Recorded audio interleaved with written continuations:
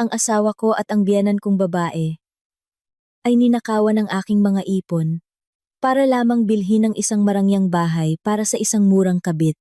Mas pinili nila ang parasitong iyon kaysa sa kanyang asawa na itinuturing nilang isang palamunin dahil sa aking kupas na hitsura. Ngayon, gagantihan ko ang kanilang kabulukan sa pamamagitan ng paggawa sa kanila na mga hampas lupa sa mismong lupain ng aking kumpanya.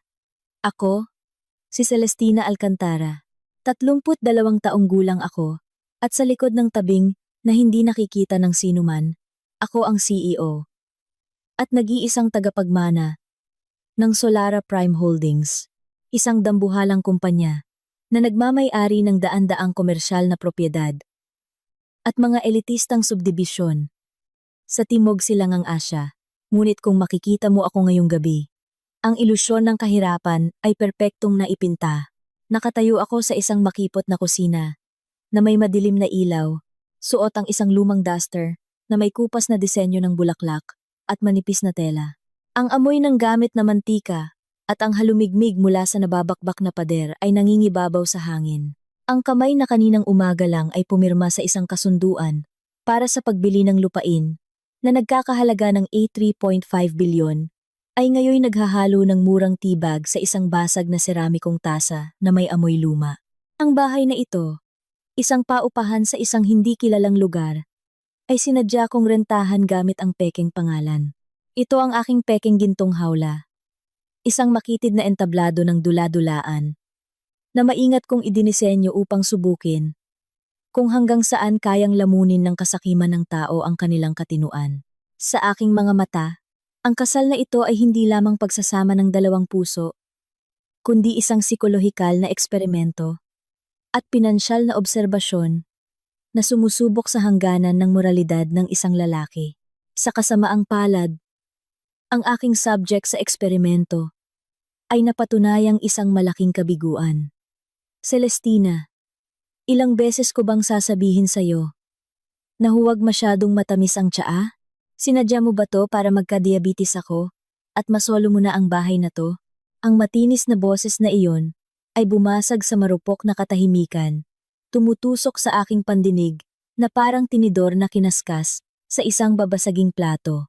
Iyon si Mama Corazon, isang babaeng 58 anyos, na mayabang na nakaupo sa sala, na may sukat na 4x4 metro at masikip. Ang kanyang buhok ay nakapusod ng napakataas, at ang mga nakahilerang gintong pulseras na alam kong kalahati ay imitasyon na binili sa Divisoria, ay maingay na kumakalansing sa tuwing igagalaw niya ang kanyang kamay para utusan ako. Sa kanilang mga social gathering at prayer meeting, laging ipinoposisyon ni Mama Corazon ang sarili bilang isang relihiyosa, mahinahon, kagalang-galang, at puno ng empatiya sa kapwa. Ngunit sa likod ng saradong pinto ng bahay na ito, ang maskara ng murang sosyalatera ay tuluyang natatanggal. Inilalantad niya ang kanyang tunay na anyo, isang materialistikong tirano na baliw sa yaman, at laging pakiramdam ay may utang na luho sa kanya ang mundo. Pasensya na po, Ma. Gagawa po ako ng bago. Mahinang sagot ko. Sinadya kong gawing nanginginig ang aking boses upang katawanin ang isang masunuring manugang, mahirap at walang gulugod. Suminghal si Mama Corazon, umiwas ng tingin, at tinitigan ako ng may pandidiri mula ulo hanggang paa. Walang kwentang babae. Ang sahod mo na kasing liit lang ng minimum wage. Ang trabaho mo lang dito ay ubusin ng bigas at tubig. Isa ka lang palamunin na nakikinabang sa pawis ng anak ko. Dapat si Ramon ay naghanap ng asawang ka-level niya. Isang babaeng may karera na mayaman at kayang iangat ang antas ng pamilya. Hindi isang hampas lupang tulad mo. Yumuko na lang ako ng malalim. Kinakagat ang loob ng aking labi upang itago ang isang mapanuyang ngiti na halos namumuo sa aking mukha. Kung alam lang ng matandang babaeng ito na ang paupahang bahay, na mayabang niyang tinatapakan, ang makinis na kalsada sa harap nito, hanggang sa kompleks ng mga tindahan, kung saan siya namimili ng gulay, ay maliit na bahagi lamang ng walang katapusang portfolio ng aking kumpanya. Malamang ay mamatay siya sa atake sa puso sa mismong sandaling ito. Ngunit hindi. Ang biglaang kamatayan ay masyadong mabilis at hindi kasiya siya. Mas gusto ko ang isang mabagal, elegante, at ganap na pagwasak ng kaisipan. Bumukas ng malakas ang pinto sa harap. Pumasok si Ramon Castillo, dala ang init mula sa labas. Ang 34 anyos na lalaking ito, ang aking legal na asawa. Sa mata ng mga kapitbahay at malalapit na kamag-anak, ipinapakilala niya ang sarili bilang isang matagumpay na operations manager, isang magiting na bayani ng pamilya, at isang mapagbigay na asawa na di umano'y nagligtas sa akin mula sa kahirapan. Ang totoo, si Ramon ang pinakamasamang investment na ginawa ko sa buong buhay ko. Siya ay isang narsisistikong lalaki na may ego na kasing taas ng skyscraper, ngunit kabalintunaan, ang kanyang pinansyal na kakayahan ay katumbas ng isang batang elementarya na nag-aaral palang magbilang ng baon. Lagi niyang nararamdaman na karapat-dapat siya sa luho at mga pasilidad na hindi niya kayang bilhin gamit ang sarili niyang sahod. Ginagamit niya ang kanyang maliit na posisyon upang takpan ang malalim na inferiority complex. "Nakauwi na ako," sabi ni Ramon, habang basta na lang inihagis ang kanyang briefcase sa lumang sofa, na nagpaangat ng kaunting alikabok.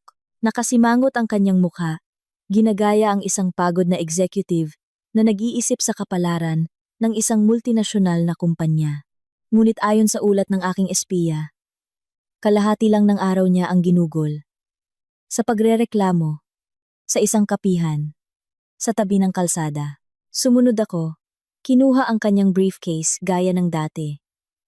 Nang ilang sentimetro na lang ang layo namin, isang matapang at nakasusuklam na amoy ang tumusok sa aking pang-amoy. Ang amoy ng sintetikong vanilla na napakatapang, kahalo ng murang alak, isang amoy na kilalang kilala ko na, at nagsimulang kumapit sa kanyang mga damit sa loob ng nakalipas na 3 buwan. Hindi ito amoy ng pawis, mula sa pagtatrabaho sa opisina. Ito ang bakas ng pawis, mula sa isang murang kabit. Ang pangalan niya ay Katrina, isang 24 anyos na freelance marketing agent na buong pagmamalaking nagsisilbing libreng sugar baby para sa aking asawa. Isang parasitong walang utak. Pakiramdam niya ay matagumpay niyang nasakop ang isang mayamang hari. Ang hindi niya alam, ang haring pinupuri niya sa kama ay isa lamang mahirap na payaso na walang kaharian.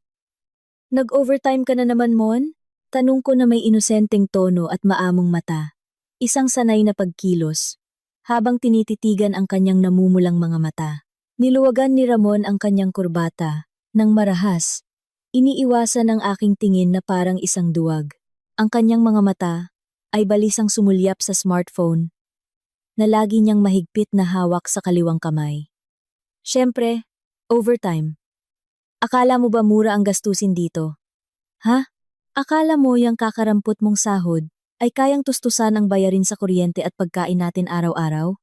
Kailangan kong magkayod, Celestina." Tama si Ramon. Mabilis na sabat ni Mama Corazon. Tumayo upang ipagtanggol ang kanyang paboritong anak. Ang mga asawa ngayon ay hindi marunong makontento. Pagod na ang asawa sa trabaho. Imbes na asikasuhin at masahihin, iniimbestigahan pa. Na parang magnanakaw. Hala! Ipaghanda mo na ng maligamgam na tubig ang asawa mo para makapaligo.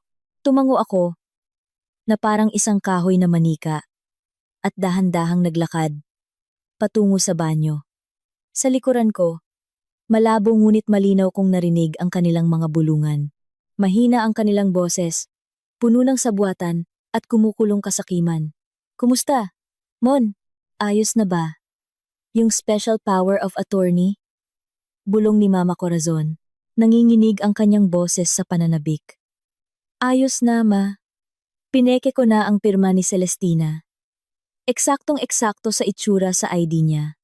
Bukas ng umaga, pupunta na lang tayo sa main branch ng bangko.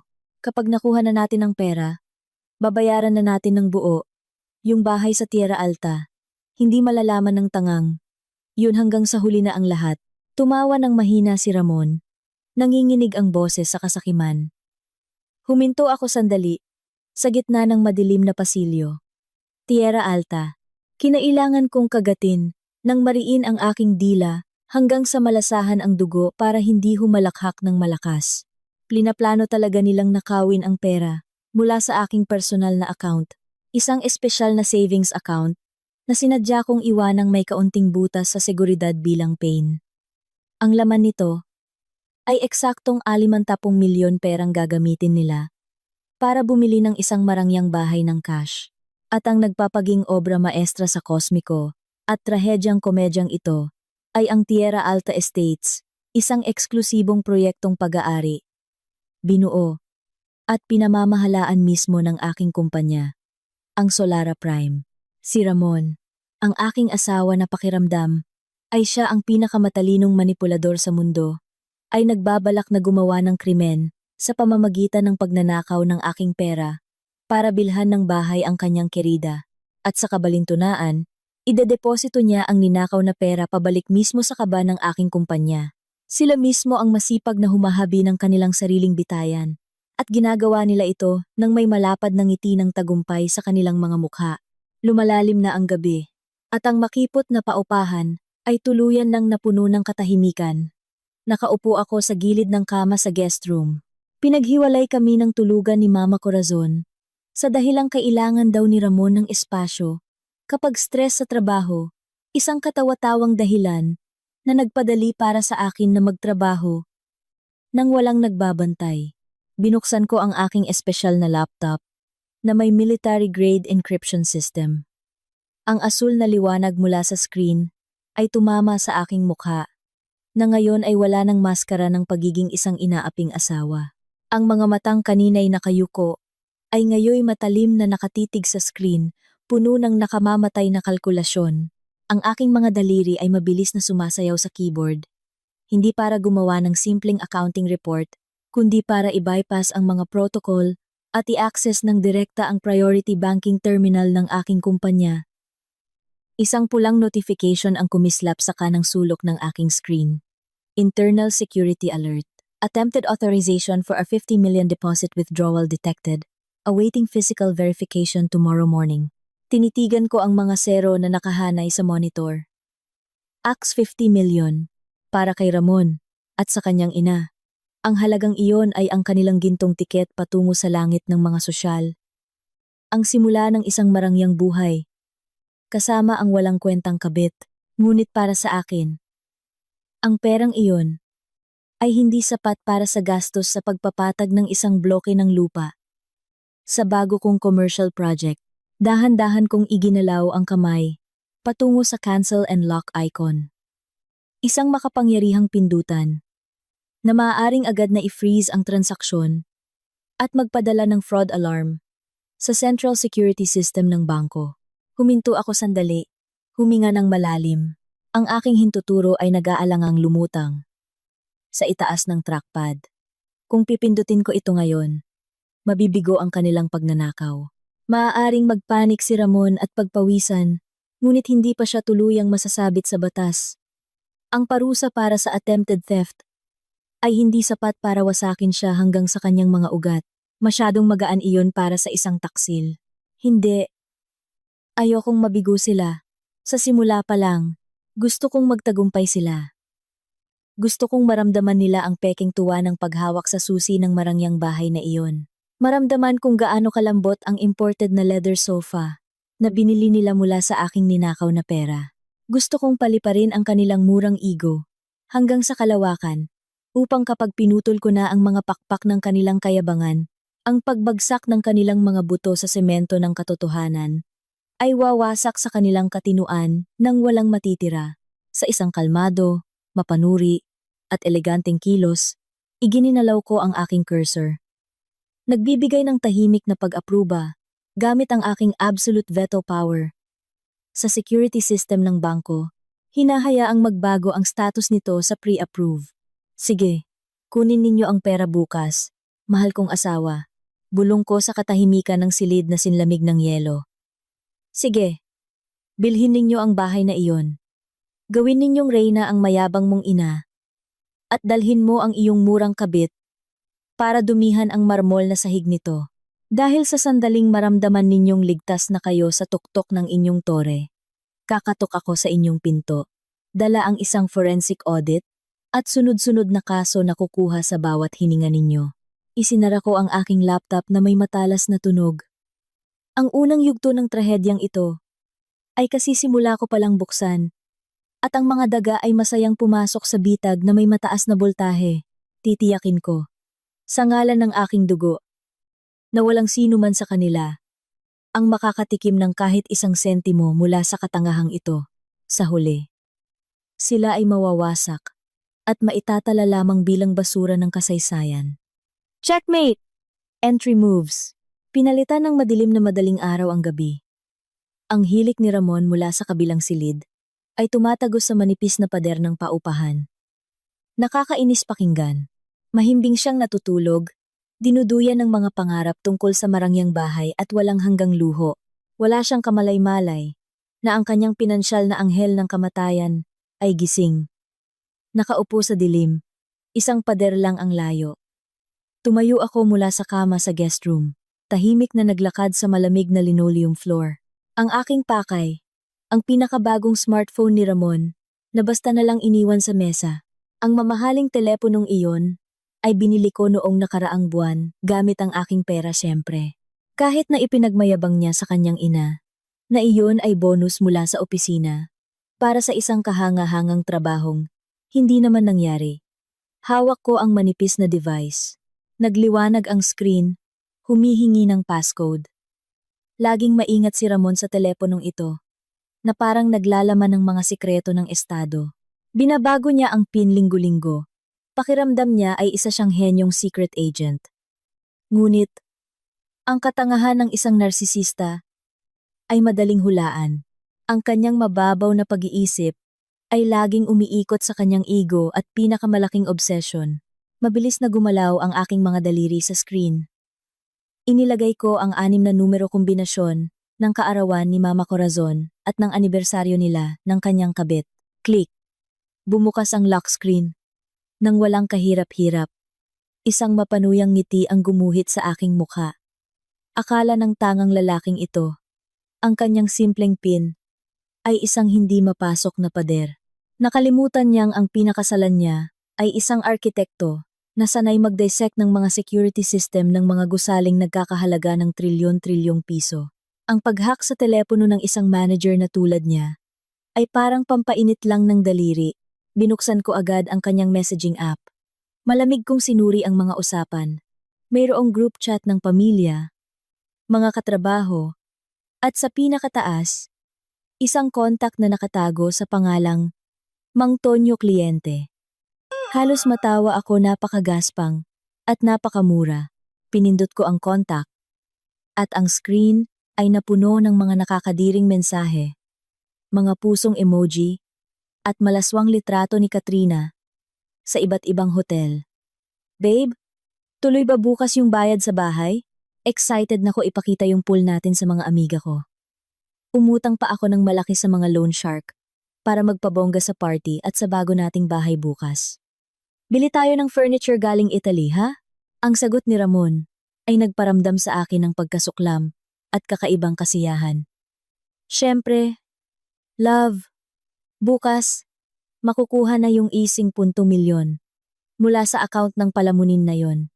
Atin na ang bahay sa Tierra Alta. Maghanda ka ng maging reyna doon. Lumipat ako sa usapan ni Ramon at ng kanyang ina, si Mama Corazon. Dito, nakalatag ang blueprint ng kanilang krimen. Ang matibay na ebidensya na gagamitin ko para higpitan ang kanilang mga leeg sa korte. Mon, nag-practice na ako ng pirma niya 5 beses. Parehong-pareho na sa ID niya. Bukas, ako ang lalapit sa teller. Magpapanggap na ako ang binigyan ng kapangyarihan. Siguraduhin mong kumpleto ang mga papeles. Walang problema, ma. Binigyan ko na ng lagay yung contact ko sa bangko. Hindi na sila magtatanong. Kapag nakuha na natin ang pera, transfer agad natin sa developer ng Solara Prime para sa Tierra Alta. Pag nakuha na natin ang titulo sa pangalan ko, palayasin na natin ang babaeng yun. Palamunin lang naman siya. Huminto ang aking hinlalaki sa pag-scroll. Sinuri ko ang bawat salita, na parang isang predator na tinitingnan ang pulso ng kanyang biktima. Ang AS 50 milyon ay hindi lang numero para sa akin. Ito ang pain na sinadya kong ilagay sa dulo ng isang may tinik na kawil. Sa mundo ng korporasyon, ang paglipat ng ganoong kalaking halaga gamit ang pekeng dokumento ay automatikong mag-activate ng anti-money laundering protocols. Hindi ko na kailangang umupa ng detective. Ang sistema ng bangko na mahigpit kong binabantayan ay gagawin ang trabaho nito. Susundan, ire-record, at ikukulong ang bawat digital na bakas nila.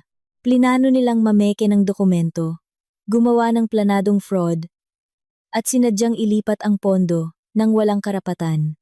Sa mata ng batas, hindi na ito simpleng paglabag. Ito ay isang mabigat na krimen na may parusang pagkakakulong ng maraming taon. Idagdag pa ang kasong money laundering na mas hihigpit sa kanilang mga leeg hanggang sa maubusan sila ng hininga. Kinuha ko ang sarili kong telepono, binuksan ang kamera, at kinunan ng litrato ang bawat linya ng usapan. Agad kong in-upload ang mga screenshot sa encrypted server ng aking kumpanya. Nakuha na ang digital na ebidensya. Ang lahat ng ito ay magiging aking bala para sa likidasyon ng kanilang mga ari-arian at para tiyaking mabubulok sila sa pinakamalamig na selda. Sa wakas, sumikat na ang araw. Tumagos ang liwanag sa maalikabok na bintana ng paupahan. Kakaiba ang pakiramdam sa bahay ngayong umaga. Karaniwan, ang umaga ay puno ng sermon ni Mama Corazon o pagrereklamo ni Ramon. Ngunit ngayon, ang hangin ay puno ng pekeng kasabikan. Lumabas ako ng kwarto suot ang paborito kong lumang duster. Magulo ang pagkakatali ng aking buhok. Ipinapakita ang imahe ng isang pagod at walang kalaban-laban na asawa. Sa hapagkainan, bihis na bihis si Mama Corazon. Mas mataas ang kanyang pusod at nakasuot siya ng isang sutlang bestida na siguradong hiniram niya. Si Ramon naman, nakasuot ng makintab na abong Amerikana na nagtatago sa kanyang umbok na tiyan. Nagpapalabas ng aura ng isang murang new rich. Magandang umaga, Mon. Magandang umaga, Ma. Bihis na bihis kayo ngayon, ah? Tanong ko ng may inosenteng tono habang nagsasalin ng kape. Tumikhim si Ramon. May meeting ako sa isang importanteng investor. Malaking proyekto. Celestina, hindi mo maiintindihan ang mga negosyong bilyon-bilyon ang pinag-uusapan. Ihahatid ko rin si Mama sa isang malaking pagtitipon sa syudad. Dagdag ni Mama Corazon na may mapanuyang ngiti. Kaya dapat, bilang asawa, magdasal ka para maging matagumpay ang asawa mo. Huwag puro reklamo. Kapag natuloy ang proyektong ito, makakaalis na tayo sa bulok na bahay na to. Yumuko ako. Nagpapakita ng paghanga at pagpapakumbaba. Wow! Salamat sa Diyos. Ipagdarasal ko ang tagumpay mo, Mon. Ingat kayo sa daan. Hindi man lang ginalaw ni Ramon ang kanyang kape. Tumingin siya sa kanyang peking relo. Tara na, Ma. Malilate tayo kung papatulan pa natin tong usapang walang kwenta. Nagmamadali silang lumabas. Magaan ang mga hakbang na parang nanalo sa loto. Nakatayo ako sa pinto. Nakasandal sa nabubulok na hamba. Pinapanood silang papalayo. Unti-unting gumuhit ang isang napakalamig ng ngiti sa aking mga labi. Ang ngiti ng isang arkitekto na nakita ang kanyang mga trabahador na ilagay ang huling ladrilyo para sa kanilang sariling kulungan. Ngayon, isusumite nila ang mga pekeng dokumento. Gagayahin ang aking pirma at kukunin ang aking pera. Sa tanghali, ililipat nila ang perang iyon sa developer ng Tierra Alta na automatikong babalik sa aking bulsa. Napakatanga. Akala nila ay nagtatayo sila ng isang maningning na kinabukasan. Hindi nila alam na ako. Sa likod ng lumang duster na ito, ang may kontrol sa bawat alikabok sa subdibisyong iyon. Ang titulong hinahabol nila ay isang pirasong papel lang na walang halaga kapag hinarap na ang aking mga abogado. Kapag naitala na ang transaksyon sa libro ng aking kumpanya, pipindutin ko na ang buton. Magpapatawag ako ng forensic audit, kukumpiskahin ang propiedad, at titiyaking ang pangalan ni Ramon ay permanenteng maitatatak sa blacklist ng mga bangko. Gagawin kong pulubi si Mama Corazon hanggang sa magmakaawa siyang matulog sa tabi ng basang karton. Huhubaran ko ng dignidad ang kabit na iyon at gagawin siyang palaboy sa lansangan. Magsaya kayo, mga hangal na daga. Tikman ninyo ang ilusyon ng inyong tagumpay ngayon. 11:45 ng tanghali. Ang hangin sa loob ng paupahan ay malagkit. ngunit ang puso ko ay sinlamig ng yelo sa ilalim ng karagatan. Nakaupo ako sa harap ng laptop, nakatitig sa dashboard ng aking encrypted banking system. Ang guan 50 milyon na nakalagay sa aking PAin na account ay naging mga zero na. Transaction successful. Ang pondo ay na-withdraw na at malaking bahagi nito ay agad na inilipat sa isang destinasyong account. Sinuri ko ang numero ng account na iyon. Siyempre, ito ang receiving account ng developer ng Tierra Alta Estates, isa sa mga prestihiyosong subsidiary sa ilalim ng aking holding company. Ang milyon-milyong pera ay lumipat lang mula sa kanang bulsa ko papunta sa kaliwa. Ngunit ang katangahang ito ay may nakamamatay na legal na implikasyon. Sa mundo ng korporasyon, tinatawag itong asset tracing. Ang digital na bakas ng daloy ng pera ay absoluto at hindi matututulan. Sa paglipat na ito, opisyal nang gumawa ng money laundering at bank fraud sina Ramon at Mama Corazon. Hindi na lang sila simpleng pamilya ng mga palamunin. Sila ngayon ay mga nakalalasong asset na handa ko nang i-liquidate hanggang sa kanilang mga ugat. Pagsapit ng hapon, narinig ko ang ugong ng sasakyan ni Ramon. Bumukas ang pinto nang may nakakadiring kasabikan.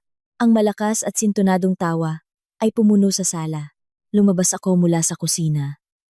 Suot pa rin ang aking lumang duster, hindi pa naliligo, na may amoy ng pampalasa. Kailangan kong magpakita ng perpektong contrast para lalong lumaki ang kanilang kayabangan. Diyos ko Ramon, hindi ko akalain na darating agad ang araw na to. Sigaw ni Mama Corazon. Nagniningning ang mga mata. Puno ang kanyang mga kamay ng mga shopping bag. Ang kanyang leeg ay napapalibutan ng isang makapal na gintong kwintas na masyadong malaswa. Nakatayo si Ramon sa tabi niya. Taas noo, na parang isang tandang, na sumakop sa mundo. Nagpalit na siya ng damit, nakarolyo ang manggas, para ipakita ang bago niyang makintab na relo, isang relo na siguradong binili gamit ang natirang ninakaw na pera. Sabi ko naman sa'yo, Ma. Matagumpay ang bilyon-bilyong proyekto ko. Agad na inilipat ng foreign investor ang bonus ko ng cash ngayon. Nagsinungaling si Ramon nang hindi kumukurap. Lumapit ako ng may pag-aalinlangan. Wow, Mon, salamat naman. Ibig sabihin, mababayaran na natin bukas yung utang sa motor? Pagod ka siguro. Gusto mo ba ng tsaa? Suminghal si Ramon. Utang sa motor? Tsaa? Huwag mong ibaba ang antas ko sa mga ganyang isipan. Isa na akong executive ngayon, Celestina. Ang perang nakuha ko ngayon ay sapat na para bumili ng 100 motor at itapon sa dagat. Lumapit si Mama Corazon at sinadyang banggain ang aking balikat. Makinig ka, babaeng tamad. Mayaman na ang anak ko. Kabibili lang niya ng isang marangyang bahay sa pinakaprestihiyosong subdivision sa syudad. Narinig mo na ba ang Tierra Alta? Siyempre hindi. Alam mo lang ay palengke at murang gulay. Mag-isip-isip ka kung nasaan ang lugar mo. Palamunin ka lang. Huwag kang mangarap na matikman ang luho sa bago naming bahay. Tama si Mama, sabat ni Ramon. Ang bahay na yon ay galing sa pawis ko at ang titulo ay nasa pangalan ko. Wala kang karapatan doon kahit 1 sentimo. Pasalamat ka at hindi pa kita itinatapon sa kalsada ngayon. Hala, maghanda ka ng masarap na hapunan. Gusto ko ng dekalidad na steak. Hindi ang paksiw na isda na laging hinahain mo. Tumango lang ako. Mabilis na tumalikod para itago ang mukha kong nagpipigil ng tawa. Oh, Ramon, mahal. Nasa pangalan mo nga ang bahay. Baka nakasulat nga ang pangalan mo sa titulo. Pero ang lupang kinatatayuan nito, ang bawat ladrilyo, hanggang sa hangin na humihihip dito, ay pag-aari ko. Talagang hindi sila marunong sa pinansyal. Hindi nila alam na ang bawat kayabangang ipinapakita nila ngayon ay inirecord sa libro ng kanilang pagbagsak habang abala sila sa kanilang mga murang pinamili. Dahan-dahan akong umatras papunta sa guest room. Ikinandado ko ang pinto. Agad na nagbago ang aking postura. Mula sa pagiging mahina, tumayo ako ng tuwid na may aura ng isang CEO na handa nang magpataw ng sentensya. Kinuha ko ang aking satellite phone. Mabilis kong tinawagan ang isang numero. Agad itong sinagot. Magandang hapon, Madam Celestina. Ang legal team ay handa na sa inyong utos. Ang boses ni Attorney Hernandez, ang pinuno ng aming legal division, ay matatag at propesyonal. Magandang hapon, Attorney Hernandez. Nalunok na nila ang pain. Sabi ko, ang boses ko ay sinlamig at sintigas ng bakal. Ang 60 milyon ay iligal na inilipat mula sa aking account. Gumamit sila ng peking dokumento at pineke ang aking pirma. Ayon sa inyong prediksyon, ma'am. I-freeze na ba namin ang assets nila ngayon? Huwag pa. Mabilis kong sagot. Tinitigan ko ang 3D model ng bahay sa Tierra Alta sa aking laptop. Hayaan muna natin silang mag-enjoy doon ng ilang araw. Hayaan mong imbitahan ni Ramon ang kanyang kabit at magdaos sila ng isang peking house blessing party. Gusto kong maramdaman nilang nasa tuktok sila ng mundo. Ano po ang agarang instruksyon para sa amin, Madam Celestina? Ihanda ang team para sa isang forensic audit ngayong gabi.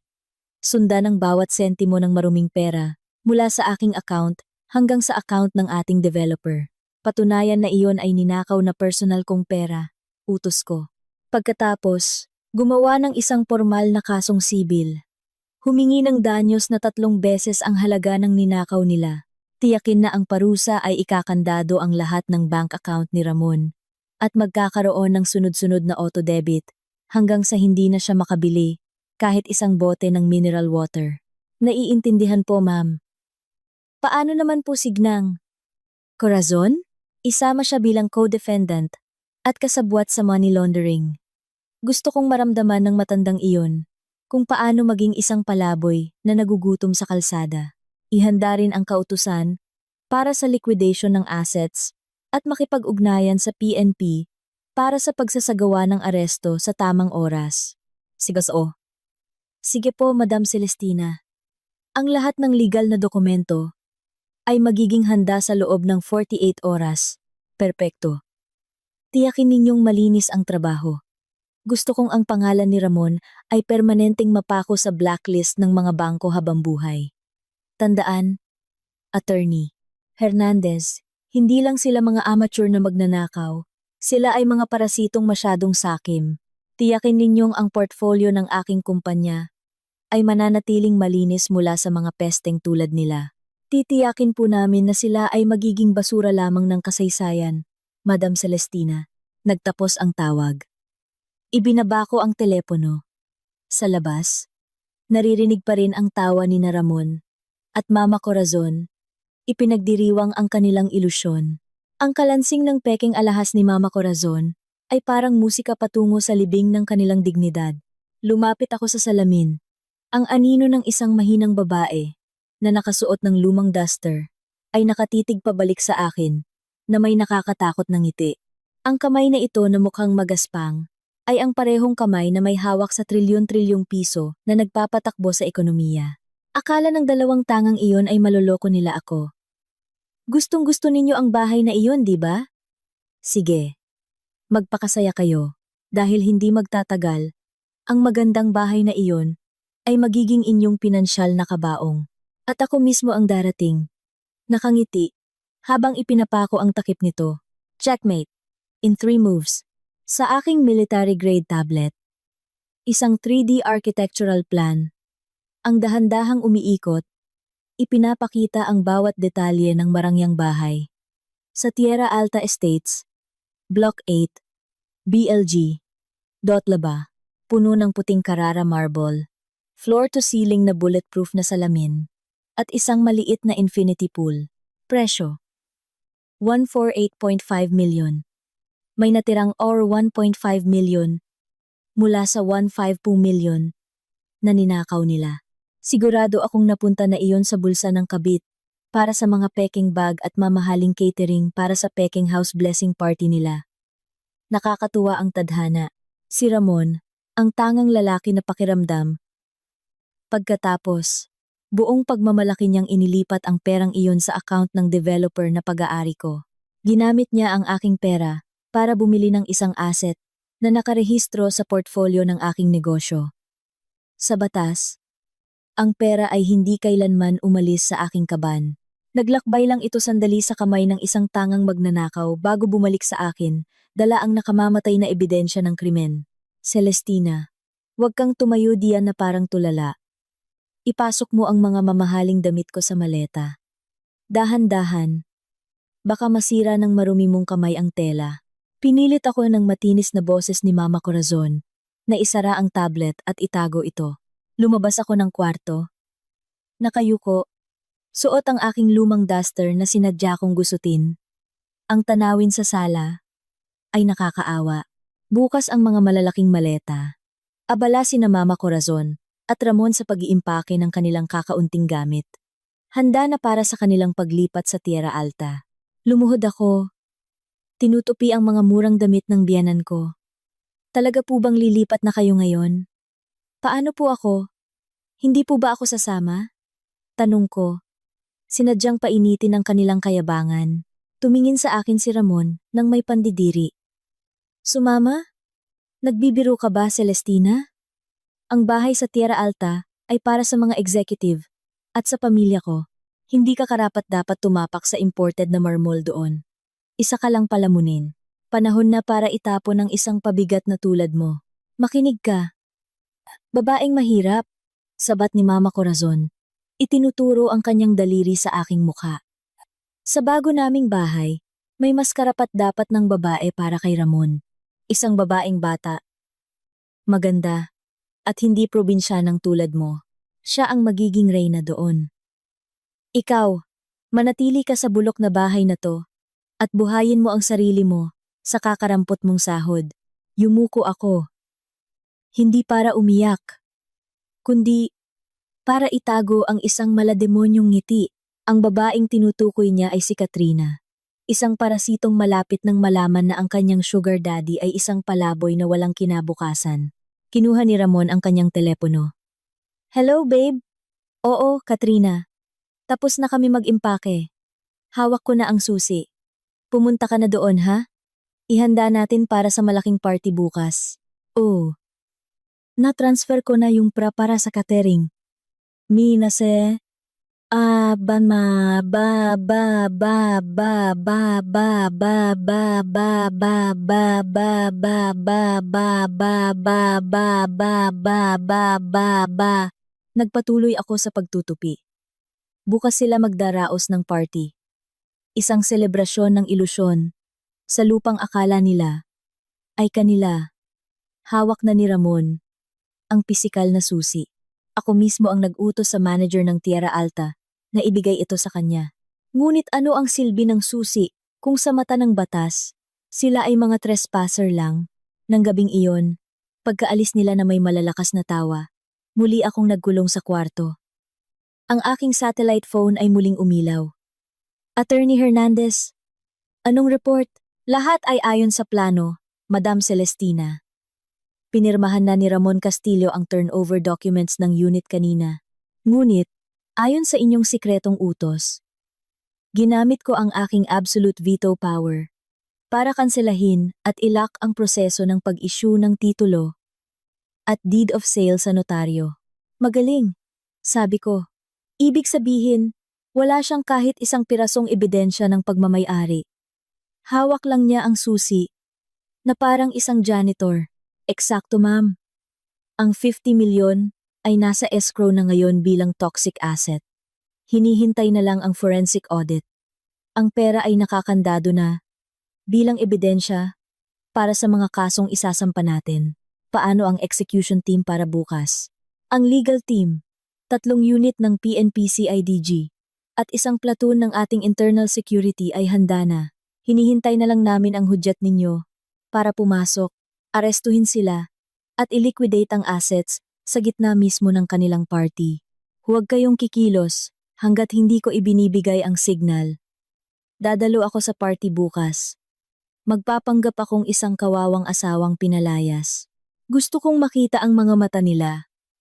Kapag nasa tuktok na sila ng kanilang kayabangan, bago ko wasakin ang lahat ng kanilang tinatayuan.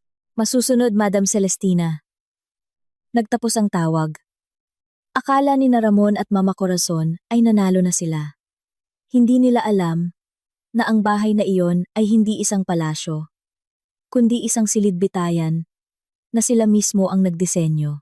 Ginamit nila ang i-50 milyon kong pera para bumili ng isang lubid na bibitay sa kanila bukas. Kapag nasakal na sila ng batas, titiyakin kong ang pangalan ni Ramon ay mapupunta sa blacklist. Ang kanyang mga account ay mauubos at sila ay magtatapos sa isang barong-barong na amoy kanal. Sa totoong mundo, hindi bulag ang hustisya. Naghihintay lang ito ng tamang taong magbabayad. At para sa mga sakim na taksil, ang kanilang huling hantungan ay maging basura ng kasaysayan. Checkmate. In one move, ang sahig na gawa sa puting Carrara marble sa Block 8, BLG 12 ay perpektong sumasalamin sa liwanag ng crystal chandelier. Nakakatuwa. Ang open space na disenyo ng sala na ito ay ako mismo ang gumawa 2 taon na ang nakalipas. At narito ako ngayon, nakatayo sa isang sulok, suot ang uniforme ng isang catering crew na ipinatapon sa akin ng aking biyenan kaninang umaga. Oo, dinala nila ako sa bahay na binili, gamit ang ninakaw kong pera para lang gawin akong libreng katulong sa peking party nila. Ang party ay isang sirko ng kayabangan. Ang mga mesa ay nakapalibot sa infinity pool. Ang catering ay naghahain ng mga imported na pagkain. Mula sa aking pananaw, ito ang huling sayaw ng mga bibitayin sa gitna ng mga bisita. Nakatayo si Mama Corazon na parang reyna. Ang kanyang pulang bestida ay sumasayad sa sahig. Ipinapakita ang kanyang makakapal na gintong alahas, na ngayon ay sigurado akong tunay at binili gamit ang aking pera. Tingnan ninyo ang bahay ng anak ko, mga amiga. Binili ng cash. Walang utang sa bangko. Sigaw niya. Mabait talaga si Ramon. Binilhan niya agad ang nanay niya ng palasyo. Hindi tulad ng manugang kong, yan, itinuro niya ako. Lahat ng mata ay napunta sa akin. Yumuko na lang ako. Palamunin lang ang babaeng yan. Ngayong nasa tuktok na ang anak ko, nararapat lang na gawin siyang katulong. Wala siyang kahihiyan para umalis sa buhay namin. Pinagtawanan siya ng mga kaibigan niya. Nilunok ko ang pangiinsulto. Tumawa ka lang, Mama, dahil bukas. Lahat ng kumikinang na bagay na yan ay kukumpiskahin at malalaman mo kung gaano kainit ang bubong na yero sa isang barong-barong na amoy kanal. Napunta ang atensyon ng lahat nang pumasok si Ramon. Suot ang isang designer suit. Nakakapit sa kanyang braso si Katrina, ang murang kabit, na nag-aasal na siyang may bahay. Magandang tanghali sa lahat. Bati ni Ramon. Salamat sa pagdalo sa bago kong tahanan at ng aking future wife, si Katrina. Ang bahay na ito na nagkakahalaga ng A48.5 milyon ay simula pa lang. Halos mabilaukan ako. Capital gain? Hindi man lang niya alam ang pagkakaiba ng real estate investment at money laundering.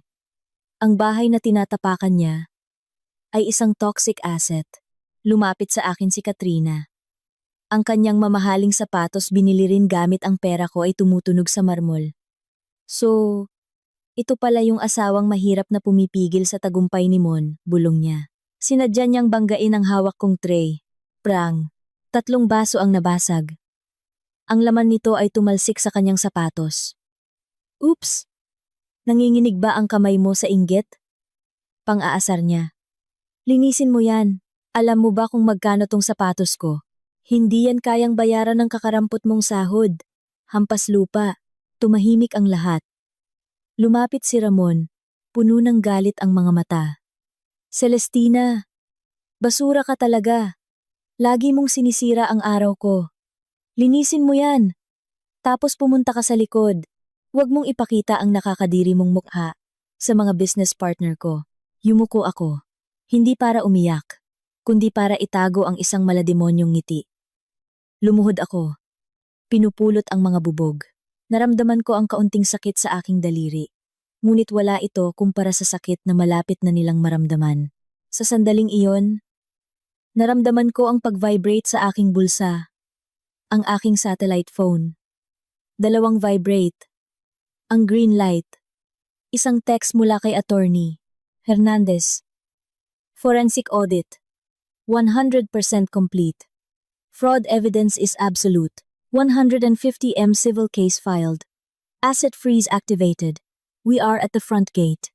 Tumibok ang puso ko ng mabagal at may kalkulasyon. Tapos na ang dula-dulaan. Ang natitirang ninakaw na pera ay na-block na. Ang pangalan ni Ramon ay nasa blacklist na. Simula bukas, ang kanyang sahod ay automatikong kukunin ng korte. Tumayo ako ng elegante. Ibinitaw ko ang mga bubog. Ang dating nakayukong postura ko ay naging tuwid. Naglalabas ng aura ng isang CEO na naghahari sa trilyon-trilyon. Nagulat si Katrina. Ang lakas ng loob mong tumayo. Linisin mo yan.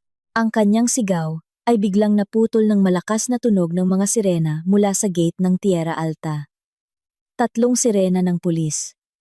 Sinundan ito ng yabag ng mga combat boots. Nagsigawan ang mga bisita ni Mama Corazon. Namumutla. Napatigil si Ramon. Nabitawan ang kanyang baso. Si Mama Corazon ay natigilan. Ang kanyang kwintas ay parang kadenang sumasakal sa kanya. Mula sa pinto, pumasok ang 12-dosenang lalaking nakaitim ang security team ng aking kumpanya na nagbukas ng daan para sa 3 pulis. Si Attorney Hernandez ay naglakad papasok. Dala ang isang pulang folder. Nagtama ang aming mga mata ni Ramon, na ngayon ay puno na ng takot. Isang napakalamig na ngiti ang gumuhit sa aking labi. Isang ngiti ng pamamaalam, bago sila opisyal na maging basura ng kasaysayan. Tapos na ang laro ninyo, mga daga ko. Bulong ko habang nagsisimula ang pagwasak sa kanilang dignidad ng walang anumang awa. Biglang tumahimik ang sala na puno ng marmol. Ang musika ay huminto. Ang tanging naririnig na lang ay ang yabag ng mga pulis at security team na pumapalibot sa lugar. Ang mga sosyal na bisita ni Mama Corazon ay nanigas. Sila na kanina'y tumatawa sa akin ay ngayoy parang mga estatwa. Si Ramon, na may peking tapang, ay sumubok na harangin ang mga pulis. Anong nangyayari dito? Sino kayo para pumasok sa pribadong ari-arian ko?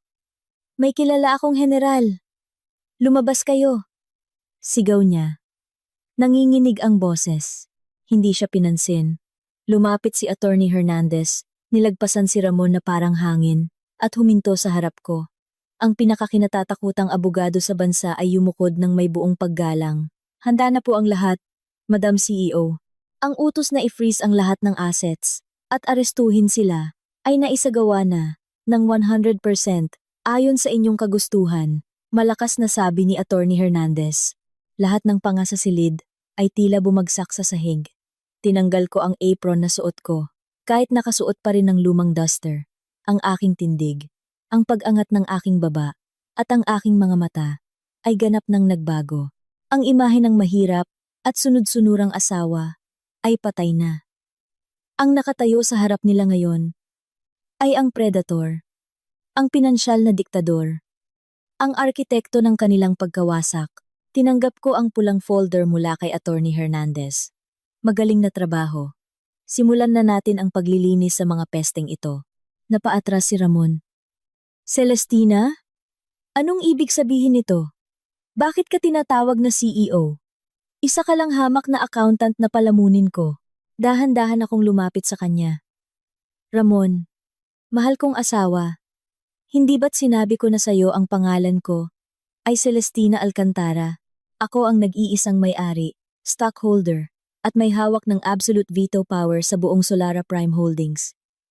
Kasama na ang Tierra Alta, na mayabang mong tinatapakan ngayon. Imposible. Binili yan ng anak ko, gamit ang pawis niya. Sigaw ni Mama Corazon. Halos mabaliw. Tumawa ako. Isang tawang malamig at walang awa.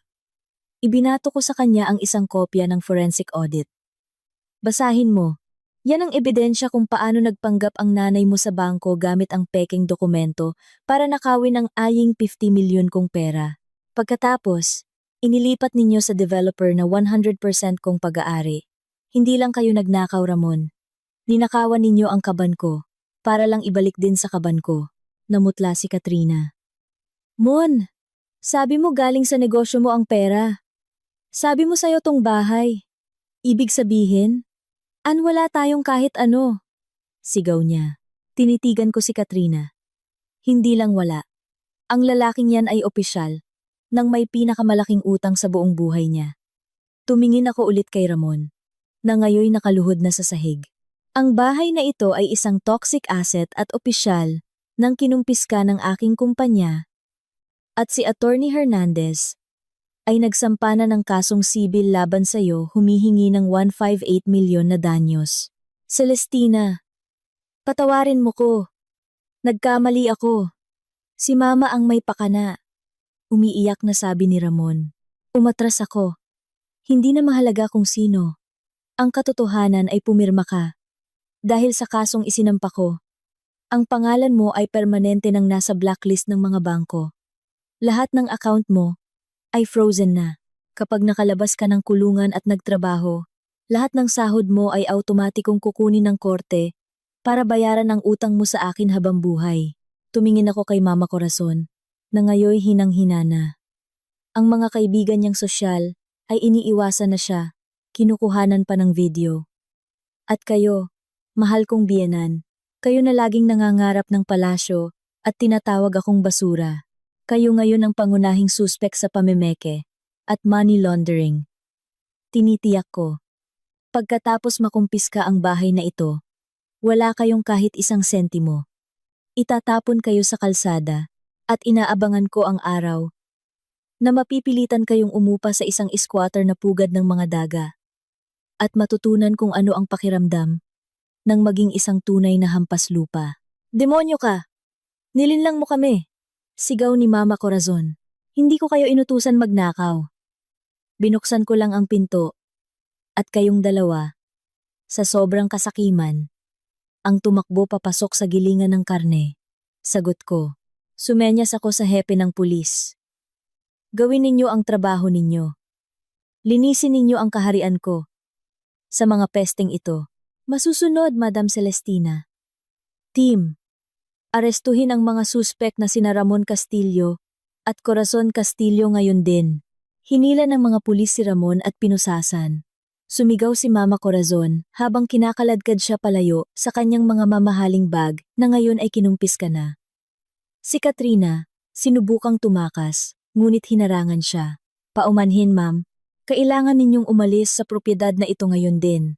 At iwanan ninyo ang lahat ng alahas at bag na binili gamit ang ninakaw na pera. Umiyak si Katrina. Inihagis ang kanyang mga gamit. At tumakbo palabas ng walang sapin sa paa. Nakatayo ako sa gitna ng nagulong sala. Ang mga sigaw ni na Ramon at Mama Corazon habang isinasakay sa police car ay isang napakagandang musika ng tagumpay. Akala nila ay maaagaw nila ang kaharian ko. Ang totoo, inihulog lang nila ang kanilang sarili sa pinakamalalim na impyerno ng pananalapi upang maging alikabok lamang ng kasaysayan. Ang paghihiganti ay naisakatuparan na ng ganap. Ang hustisya ng aking korporasyon ay hindi kailanman nakakakilala ng awa. Checkmate. 24 na oras ang nakalipas. Ako ay isang asawang hindi pinapansin na nakasuot ng lumang duster. Ngayon, naglalakad ako sa pasilyo ng PNP Anti-Cybercrime Group. Suot ang isang Tom Ford suit at Christian Louboutin heels. Dinala ako sa interrogation room kung nasaan si Ramon. Ang lalaking kahapon ay taas noo pa sa tabi ng infinity pool ay ngayoy isang kahabag-habag na nilalang. Ang kanyang mamahaling damit ay pinalitan ng isang orange na damit ng bilanggo. Ang kanyang mga kamay ay nakaposas sa isang bakal na mesa. Celestina. Sabi niya, basag ang boses. Umupo ako sa tapat niya. Mahal kong Celestina, asawa ko. Andito ka para bawiin ang kaso. 'Di ba? Pakawalan mo ako dito. Magsimula tayo ulit. Mayaman ka. Magiging masaya tayo. Reputasyon? Ulit ko. Anong reputasyon? Ang reputasyon bilang isang amateur na magnanakaw na nahuling ninanakawan ang sariling asawa? Si Mama ang may kasalanan, sabi niya. Sinisisi ang sariling ina. Ngumiti ako. Inilabas ko ang isang tablet. Pag-usapan natin ang mga katotohanan, Ramon. Hindi mahalaga kung sino ang may kasalanan. Ang katotohanan ay pumirma ka. Ito ay isang mabigat na krimen. Walang halaga ng pera ko ang gagastusin ko. Para sa kalayaan mo. Bakit ka nandito? Para pahirapan ako? Nandito ako para maintindihan mo ang detalye ng iyong kamatayan. Sagot ko. Ang bahay sa Tierra Alta ay kinumpis ka na. Ang mga account mo ay frozen na. Pero simula pa lang yan. Nag-file ang kumpanya ko ng kasong sibil laban sa'yo, humihingi ng REN 50 milyon. Madali itong mapapanalunan ng korte. Ang pangalan mo ay nasa blacklist na ng mga bangko. Lahat ng kikitain mo ay mapupunta sa pagbabayad ng utang na iyon sa akin habang buhay. Kapag nakalabas ka ng kulungan, hindi ka isang malayang tao, kundi isang hampaslupang baon sa utang, sa dati mong asawa. Isa kang palamunin na mamamalimos sa kalsada, tulad ng tunay mong pagkatao. Demonyo ka! Sigaw niya. Ako ang hukom para sa mga sakim. Sabi ko habang tumatayo. Ikaw at ang nanay mo ang nagturo sa akin na ang tunay na kahirapan ay wala sa damit, kundi sa kasakiman sa loob ng dibdib. I-enjoy mo ang pagkain mo sa kulungan, dati kong asawa. Sana mas masarap yan kaysa sa paksiw na isda na lagi mong nilalait noon. Lumabas ako nang hindi lumilingon. Ang kanyang mga sigaw ay naging musika na lang sa aking pandinig. Sa labas, naghihintay si Attorney Hernandez. Kumusta si Mama Corazon? Tanong ko. Nasa hiwalay na selda po siya. Umiiyak buong gabi, humihingi ng abogado. Pero dahil naka-freeze na lahat ng account nila, walang abogadong gustong tumanggap ng kaso niya. Ganap na siyang isolated. Tumango ako. Iyon ang batas ng aking mundo. Kapag isinara ang gripo ng pera, lahat ng peking katapatan ay natutuyo. Ang larong ito ay mayroon pang huling yugto. Hindi ko na kailangang harapin si Mama Corazon. Ang kawalan ng akses sa batas ay sapat ng parusa para sa kanya. Hahayaan ko ang tadhana na kumilos. Aabangan ko ang araw na ang mayabang na matandang iyon ay lalaya. Para lang matuklasan na mapipilitan siyang umupa sa isang barong-barong na walang bubong. Giniginaw tuwing gabi, at nilalanghap ang amoy ng kanal. Checkmate. Final phase. 1 taon na ang nakalipas. Ngayon, nakaupo ako sa aking opisina sa ika-50 palapag ng Solara Prime Tower. Tanaw mula sa bintana ang buong syudad, na parang isang mapa sa ilalim ng aking mga paa. Wala na ang Celestina, na nakayuko at nakasuot ng lumang duster.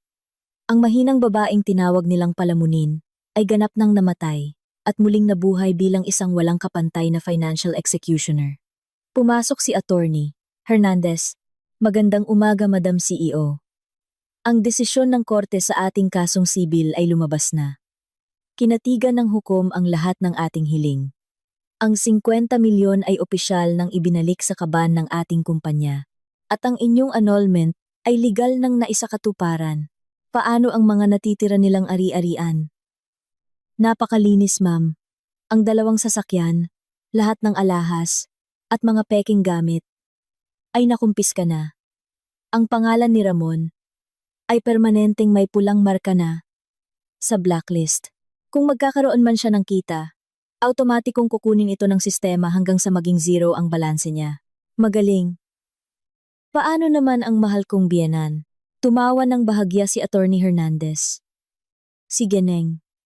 Corazon ay nakapagpiyansa at pinalaya na kahapon. Matapos niyang tradorin at idiin si Ramon bilang nag-iisang utak ng krimen. Ngunit paglabas niya, nadatnan niyang nakakandado na ang kanyang inuupahan. Ang lahat ng kanyang basura ay itinapon namin sa gilid ng kalsada sa ilalim ng ulan. Ngumiti ako. Ang pagpapalaya sa kanya ay isang mas matalinong paraan ng pagpapahirap. Sa kulungan, may pagkain at tirahan siya. Sa labas, kailangan niyang magmakaawa para mabuhay. Hayaan siyang magdusa sa kalsada. Hindi na siya kailanman makakatikim ng anumang karangyaan. Isa pa pong bagay, Madam Celestina. Sabi ni Attorney Hernandez. May isang babaeng nagwawala sa lobby. Nagpapakilalang si Katrina. Papasukin mo siya, sabi ko. Makalipas ang 15 minuto, kinaladkad si Katrina papasok. Ang babaeng dati mayabang ay ngayoy parang basang pusa. Walang make-up, Magulo ang buhok. Suot ang mga lumang damit. Ma'am Celestina, patawarin ninyo ako, pagmamakaawa niya. May utang po ako. Hinahabol ako ng mga kolektor. Biktima lang po ako ni Ramon. Ang utang mo ay responsibilidad mo, malamig kong sabi. Hindi ako nakikialam sa hinaing ng isang babaeng na biktima ng sarili niyang kasakiman. Ang mga gamit na iyon ay kabayaran sa akin. Sumenyas ako sa mga guwardiya. Nawala ang mga sigaw ni Katrina. Ininom ko ang aking kape. Ngayong araw, opisyal kong tinapos ang pag-liquidate sa kanilang dignidad. Si Ramon ay nabubulok sa selda. Si Mama Corazon ay namamalimos sa kalsada. At si Katrina ay hinahabol ng mga nagpapautang. Sila ay opisyal ng naging mga latak ng lipunan. Ang aking obra maestra ay tapos na. Ang amoy ng panlinis ay pumuno sa bahay sa Tierra Alta. Pinapalinis ko ang bawat sulok na nadapuan ng kanilang maruming kamay. Bago ako pumunta dito, dumalo ako sa huling pagdinig ng aming annulment. Dinala si Ramon mula sa kulungan. Mukha na siyang kalansay. Celestina, huwag mong gawin to. Asawa mo pa rin ako. Karapat-dapat ako sa iyong kapatawaran. Pagmamakaawa niya sa harap ng hukom. Hindi ko siya pinansin. Your Honor, sabi ko, ang lalaking iyan ay hindi na asawa, kundi isang kriminal na nanloko sa akin. Hinihiling ko ang agarang pagpapawalang bisa ng aming kasal, na siya ang may kasalanan, at walang hatian ng anumang ari-arian. 3 beses pumalo ang martilyo. Opisyal nang gumuho ang mundo ni Ramon. Ang awan 5 milyon na utang niya ay magiging isang walang hanggang sumpa. Bawat sentimong kikitain niya ay mapupunta sa akin. Muli akong napunta sa sala ng bahay sa Tierra Alta. Isang manager ang lumapit. Madam Celestina, malinis na po ang unit at may bagong alok mula sa isang buyer sa Singapore.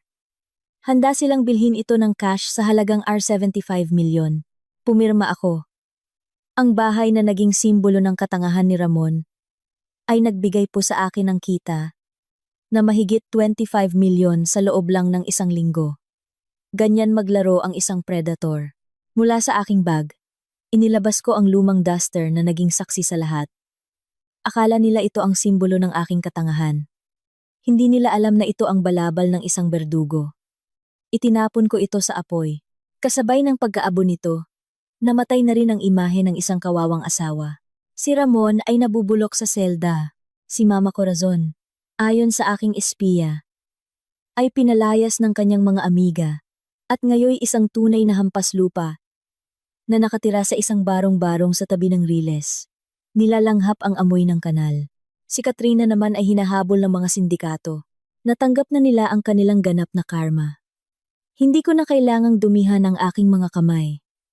Ang batas at ang matinding kahirapan ang tatapos sa kanilang pagdurusa. Bukas, hindi na ako lilingon pa. Sila ay basura lamang ng kasaysayan na matagumpay kong nilinis mula sa sahig ng aking kaharian. Tumalikod ako. Lumabas ng marangyang bahay na iyon. Nang taas noo. Ang hangin ay malaya. Ang dula-dulaan ay opisyal nang natapos. Ako, si Celestina Alcantara, ang nag-iisang arkitekto ng aking tadhana. At simula ngayon, ako ang absolutong reyna na hindi kailanman mapapantayan ng sinuman. Skakmat, ganap, ang maruming tubig ay tumulo mula sa kalawangin at butas na yero, tumama sa kulubot na sentido ng isang matandang babae. Si Corazon, na gumising na nanginginig sa ginaw, ay nakahiga sa isang manipis at basang banig. Ang kanyang tirahan ngayon ay hindi na ang palasyo sa Tierra Alta, kundi isang 2x2 metrong barong-barong sa tabi ng isang maruming ilog sa syudad.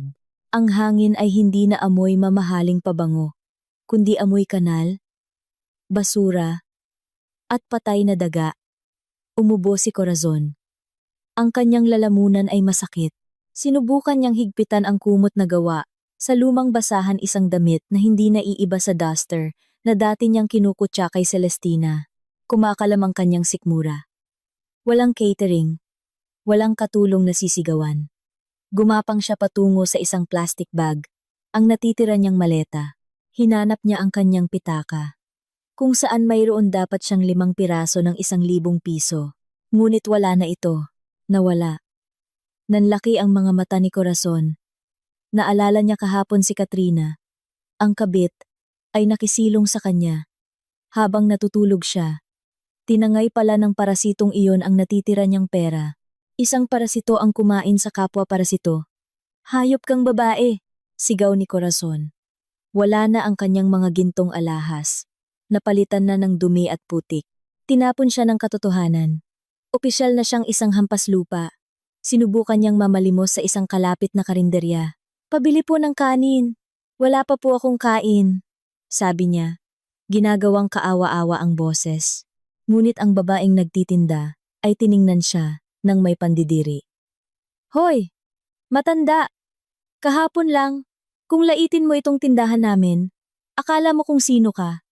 Ngayon, nagmamakaawa ka sa akin? Pinagtawanan siya ng mga tambay. Mayaman ako dati. Manager ang anak ko.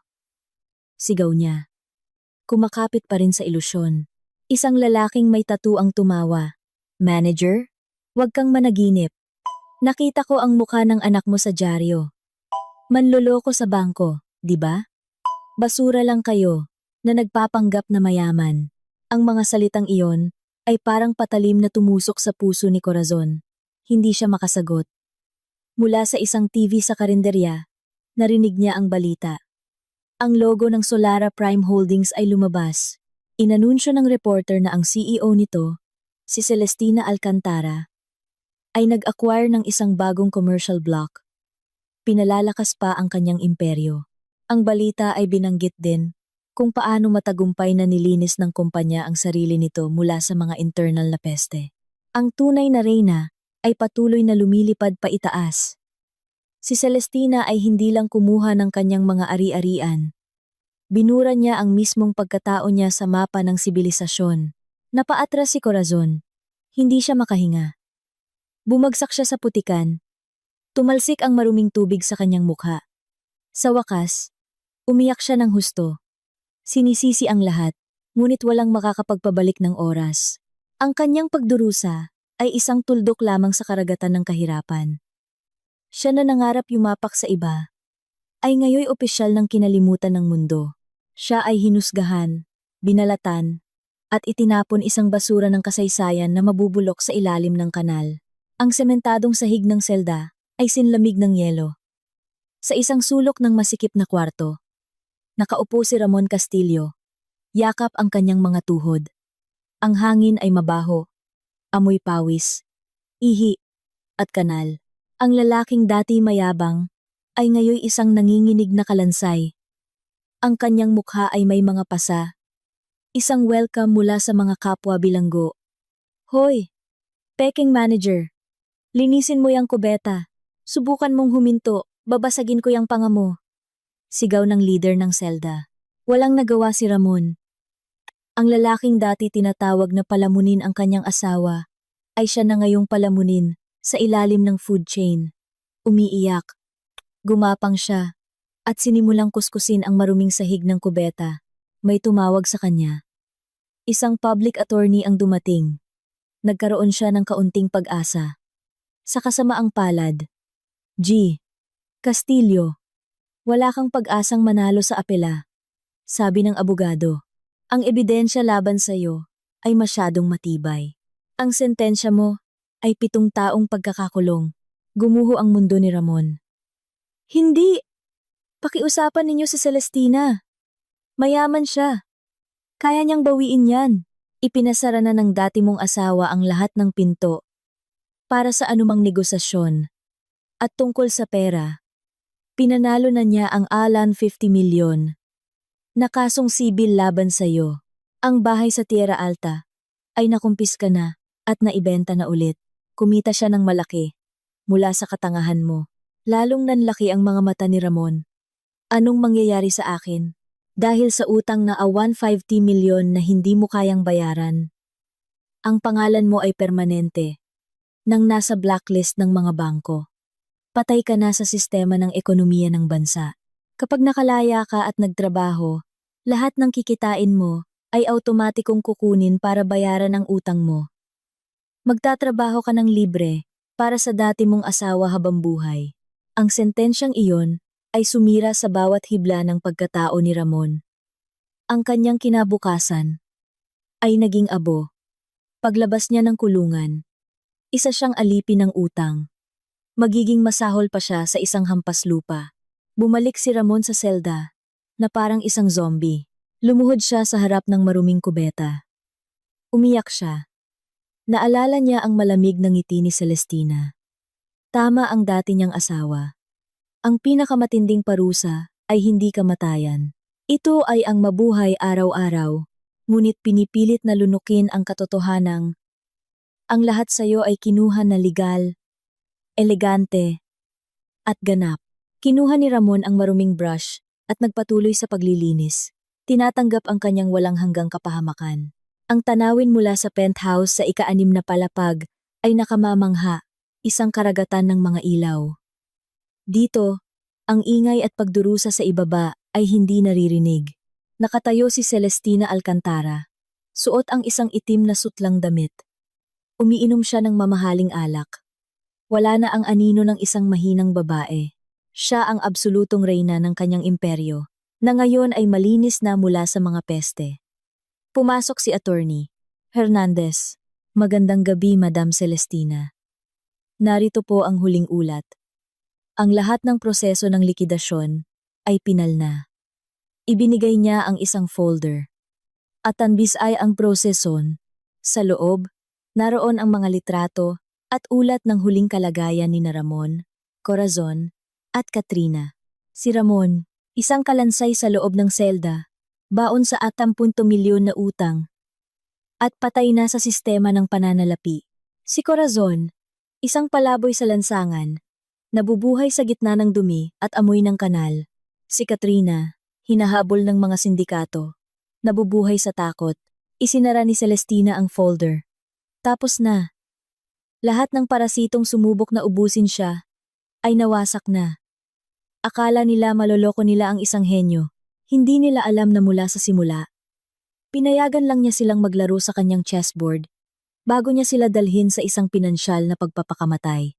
Tapos na ang trabaho mo, Attorney Hernandez. Sunugin mo ang lahat ng dokumento nila. Ayokong makita pa ang kanilang mga pangalan. Utos ni Celestina. Lumabas ang abogado. Iniwan ang reyna sa kanyang maringal na kalungkutan. Itinaas ni Celestina ang kanyang baso. Isang tagay para sa gabi. Para sa hustisyang walang kapantay. Walang kapatawaran para sa mga taksil. Walang awa para sa mga sakim. Sina Ramon, Corazon, at Katrina ay ganap ng nabura sa sibilisasyon. Nakalibing ng buhay sa kahirapan na sila mismo ang gumawa. Sila ay mga basura na lamang ng kasaysayan.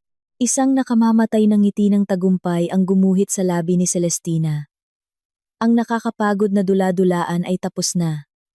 Ang trono ng kaharian ay sa kanya na magpakailanman. Ang obra maestra ng paghihiganti ay naisulat na. Checkmate. Magpakailanman. Wakas.